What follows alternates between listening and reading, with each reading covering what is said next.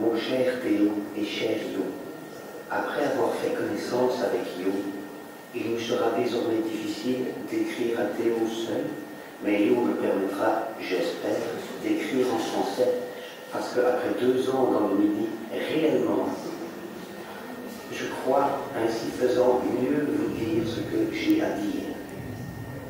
Auvers est bien beau, beaucoup de vieux chauds entre autres, ce qui devient rare. J'espérerais donc qu'en faisant quelques toiles de cela bien sérieusement, il y aurait une chance de rentrer dans les frais du séjour, car réellement c'était rarement beau. C'est de la pleine campagne caractéristique et pittoresque. J'ai vu monsieur le docteur Gachet, qui a fait sur moi l'impression d'être assez excentrique, mais son expérience de docteur doit le tenir lui-même en équilibre, en combattant le mal nerveux, duquel, certes, il me paraît attaqué au moins aussi gravement que moi. Il m'a piloté dans une auberge où l'on demandait 6 francs par jour. De mon côté, j'en ai trouvé une où je paierais 3 francs 50 par jour. Et jusqu'à nouvel ordre, je crois devoir y rester. Et lorsque j'aurai fait quelques études, je verrai s'il y aurait avantage à changer. Mais cela me paraît injuste lorsqu'on veut et peut payer et travailler comme un autre ouvrier, d'avoir à payer quand même le double presque, parce que l'on travaille à de la peinture. Enfin, je commence par l'auberge à 3 francs 50. Probablement, tu verras le docteur Gachet cette semaine. Il a un très beau pissin, hiver, avec maison rouge dans la neige, et 2 beaux bouquets de sésame. Aussi un autre sésame du village. Moi, à mon tour, je veux volontiers, très volontiers, donner ici un coup de brosse. Sa maison à lui est pleine de vieilleries noires, à l'exception de quelques esquisses d'impressionnistes nommés. Malgré que c'est un drôle de bonhomme, l'impression qu'il a faite sur moi n'est pas défavorable. Causant de la Belgique et des jours des anciens peintres, sa figure, raidie par le chagrin, redevient souriante. Et je crois bien que je resterai ami avec lui et que je ferai son portrait.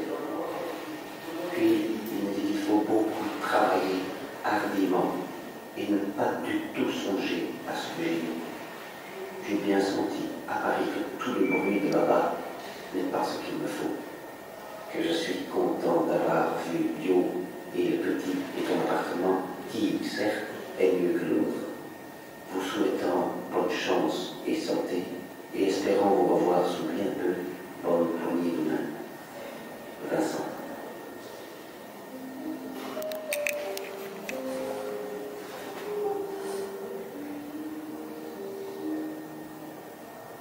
Je m'aperçois déjà que cela me fait du bien d'aller dans le Midi pour mieux voir le Nord.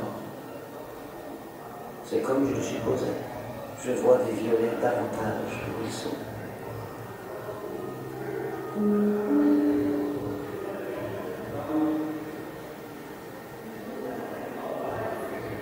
Je me sens raté. Voilà pour mon compte.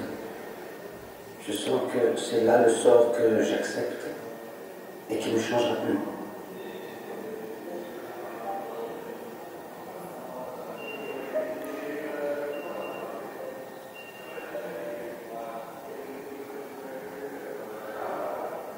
Vaguement, des tableaux se présentent à ma vision, qu'il prendra du temps pour mettre au clair, mais ça viendra peu à peu.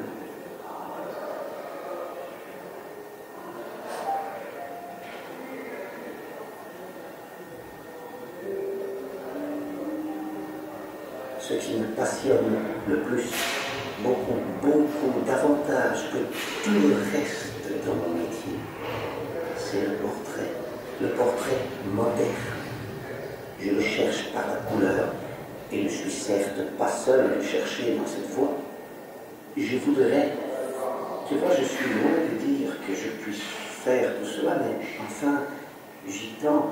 Je voudrais faire des portraits qui un siècle plus tard, aux gens d'alors, apparussent comme des apparitions.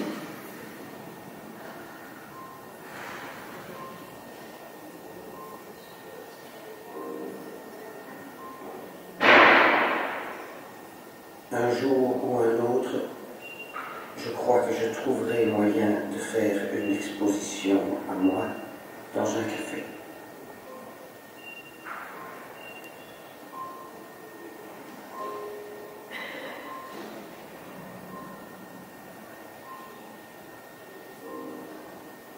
Ils ont 2 fois écrit un article sur mes tableaux, une fois dans un journal parisien et l'autre fois à Bruxelles, où j'avais exposé, et maintenant, dernièrement, encore dans un journal de mon pays, la Hollande. Et cela fait que beaucoup de gens ont été voir mes tableaux et que j'en ai vendu dans de meilleures conditions. Et ce n'est pas fini. Il est d'ailleurs certain que depuis que j'ai cessé de voir, j'ai fait du meilleur travail qu'auparavant. Il y a toujours cela de gagner.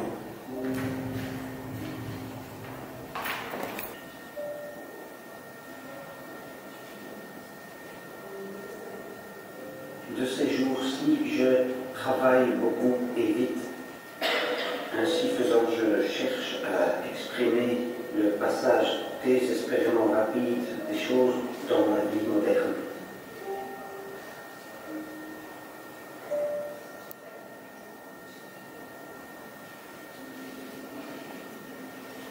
Revenu ici, je me suis senti moi aussi encore bien attristé et avait continué à sentir peser sur moi aussi l'orage qui vous menace. Qu'y faire? Voyez-vous, je cherche d'habitude à être de bonne humeur assez, mais ma vie à moi aussi est attaquée à la racine. Mon pas aussi est chancelant. J'ai craint, pas tout à fait, mais un peu pourtant, que je vous étais redoutable étant à votre charge. Mais la lettre de Job me prouve clairement que vous sentez bien que, pour ma part, je suis en travail et peine comme vous. Là, revenu ici, je me suis remis au travail, le pinceau pourtant me tombant presque des mains, et sachant bien ce que je voulais, j'ai encore depuis peint 3 grandes toiles. Ce sont d'immenses étendues de blé sous les ciels troublés, et je ne me suis pas gêné pour chercher à exprimer de la tristesse, de la solitude extrême.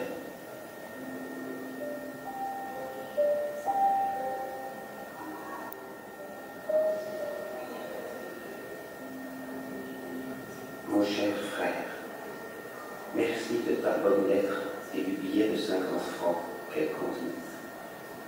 Je voudrais bien t'écrire sur bien des choses, mais j'en sens l'inutilité. J'espère que tu auras retrouvé ces messieurs en de bonnes dispositions à ton égard, que tu me rassures sur l'état de paix de ton ménage, ce n'était pas la peine. Je crois avoir vu le bien autant que l'autre côté. Et je suis tellement d'ailleurs d'accord que d'élever un gosse dans un 4e étage est une lourde corvée, tant pour toi que pour lui. Puisque cela va bien, ce qui est le principal, insisterai-je sur des choses de moindre importance. Enfin, avant qu'il y ait chance de causer affaire, et plus reposé, il y a probablement moins. Voilà la seule chose qu'à présent je puisse dire, et que cela, pour ma part, je l'ai constaté avec un certain effroi. Je ne l'ai pas caché déjà, mais c'est bien là tout. Les autres peintres, quand ils en pensent, instinctivement se tiennent à distance des discussions sur le commerce actuel. Eh bien, vraiment, nous ne pouvons faire parler que nos tabous. Et pourtant, mon cher frère, il y a ceci que toujours je t'ai dit, et je te le redis encore une fois avec toute la gravité que puissent donner des efforts de pensée assidûment fixés pour chercher à faire aussi bien qu'on peut.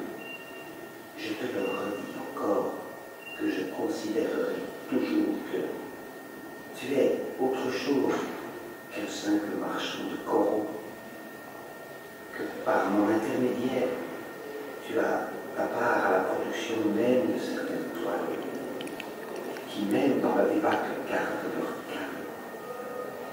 Car là nous en sommes, et c'est là tout, ou au moins le principal que je puisse avoir à te dire dans un moment de crise relative.